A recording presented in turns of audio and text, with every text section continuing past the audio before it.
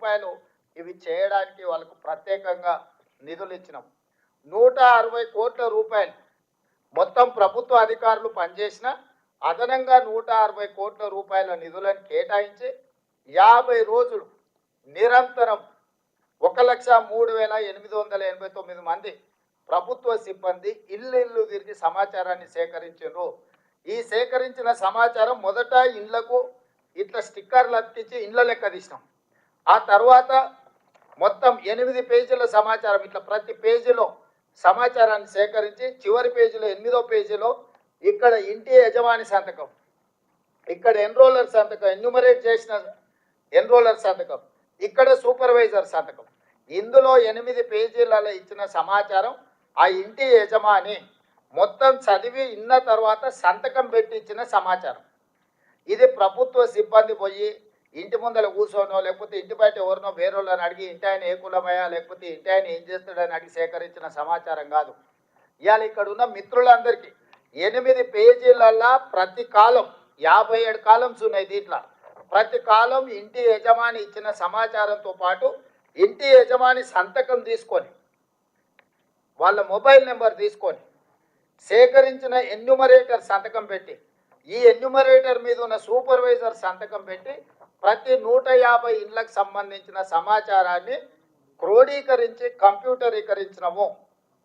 36,000 మంది data entry ఆపరేటర్లను సపరేట్గా ఈ 1,03,889 మంది సమాచారం సేకరించిన సిబ్బంది కాకుండా డేటా ఎంట్రీ ఆపరేటర్లను 36,000 మంది సిబ్బందిని అదనంగా తీసుకొని ఈ 36,000 మంది సిబ్బంది ఏ ఎన్రోలర్ ఎవరైతే ఉన్నాడో ఆ 150 ఇట్లాంటి 8 పేజీల సమాచారాన్ని తీసుకొని అతనే కంప్యూటర్ ఆపరేటర్ పక్కన కూర్చొని ఒక్కొక్క వివరాలు కంప్యూటర్లో ఎంట్రీ చేయించి, ఎందుకంటే గతంలో సమగ్ర కుటుంబ సర్వే చేసినప్పుడు ఎస్సీ ఉపకులాల సమాచారము ఈరోజు ఉన్నాయి 59 కులాలు, కానీ సమగ్ర కుటుంబ సర్వేలో ఒక రోజులో చేరడం వల్ల 82 కులాలుగా ఎస్సీ ఉపకులాలను రాసుకొచ్చారు వాళ్ళు.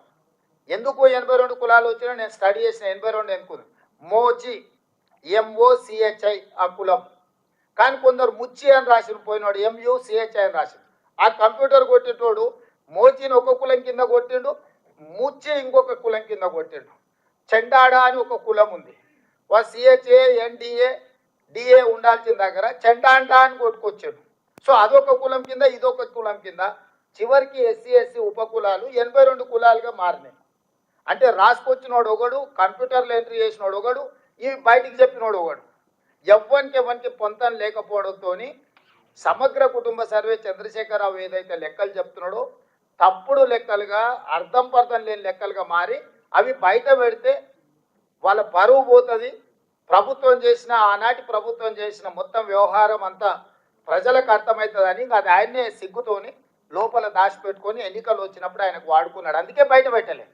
సో అందుకోసమని మనం ఏం చేసినామంటే ఎవరైతే ఎన్రోలర్గా ఇల్లు తిరిగి సమాచారం సేకరించాడో అతనే వచ్చి కంప్యూటర్ ఆపరేటర్ పక్కన కూర్చొని కంప్యూటర్కి ఇందులో జిల్లా పేరు, మండలం పేరు, గ్రామ పంచాయతీ పేరు, ఆవాసం పేరు, అంటే హ్యాబిటేషన్ ఎక్కడ, వార్డు నెంబర్ ఎంత, ఇంటి నెంబర్ ఎంత, ఏ కోడు, ప్రతిదీ ఎవరైతే రాసుకొచ్చిండో అతనే కంప్యూటర్లో ఎంట్రీ చేసి మళ్ళీ ఈ 150 దేనికి దానికి బండలు కట్టించినాం. మనం ఎన్నికలలో ఓటర్ల బ్యాలెట్ ఎట్లయితే కౌంట్ చేసినాక బండిల్ కట్టి దాచి పెడతామో రేపు ఎవరైనా గిట్లనే ఏదో ఒకటి చెత్తబాగులు ఇది తప్పుడు లెక్కలని అంటారని చెప్పి ప్రతి 94,863 మంది ఎన్రోలర్స్ 150 ఇళ్ళకి ఏదైతే లెక్కలు రాసుకొచ్చారో ప్రతి 150ను బెండలు కట్టి మనం ప్రభుత్వం వీటిని దాచిపెట్టింది. ఇవాళ ఏ బ్లాక్లో ఎక్కడ తప్పు జరిగిందో వాళ్ళని చెప్పమని ఉంది. మనం ఆ బెండలు తీసి ఓపెన్ చేసి పోదాం ఆ ఊర్లో ఆ బ్లాక్లో పోయి మళ్ళీ క్రాస్ చెక్ చేయడానికే మనకు రెడీగా ఉంది. కంప్యూటర్ల సమాచారమే కాదు రాసుకొచ్చిన సమాచారం కూడా ఈరోజు మన దగ్గర స్పష్టంగా నిక్షిప్తం చేసి పెట్టినము.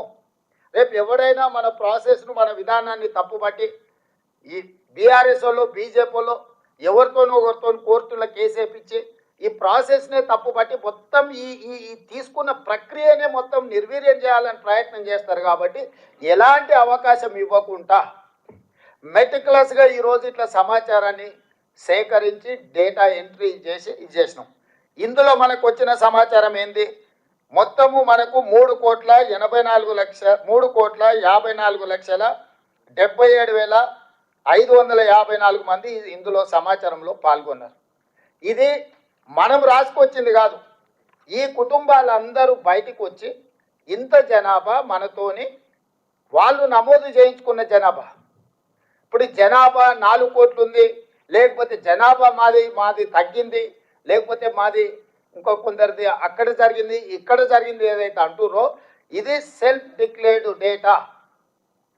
ఇది ప్రభుత్వం ఇష్టంగా కూర్చొని ప్రభుత్వ కార్యాలయంలో కూర్చొని రాసింది కాదు. ఇల్లు తిరిగి ఇంటి వాళ్ళని అడిగి ఇంటి వాళ్ళు ఇచ్చిన సమాచారం మీద అప్లికేషన్ మీద వాళ్ళు సంతకం పెట్టుకొచ్చి ఇచ్చినాం.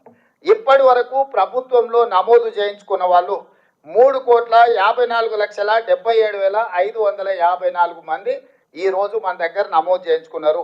ఈ కుటుంబాలు ఎన్ని అంటే టోటల్గా దాదాపుగా ఈ కుటుంబాలు అన్నిటిని కూడా 1,12,00,000 పైగా కుటుంబాలు ఇందులో పాల్గొన్నాయి. ఈ మిగతా వాళ్ళు ఏదైతే 3 లక్షల పైచిలకు కుటుంబాలు పాల్గొనలేదో ఒక అంచనా 16 లక్షల పైగా జనాభా, 3,56,000 కుటుంబాలు మనకి ఇందులో మన ఇండ్లు గుర్తించిన వాళ్ళు, మన ఇంటికి స్టిక్కర్ అంటించిన వాళ్ళు నమోదు చేయించుకోలేదని ఒక అంచనాకు వచ్చినాము. ఈరోజు ఈ మొత్తం ప్రక్రియనే తప్పు పడుతున్నారు.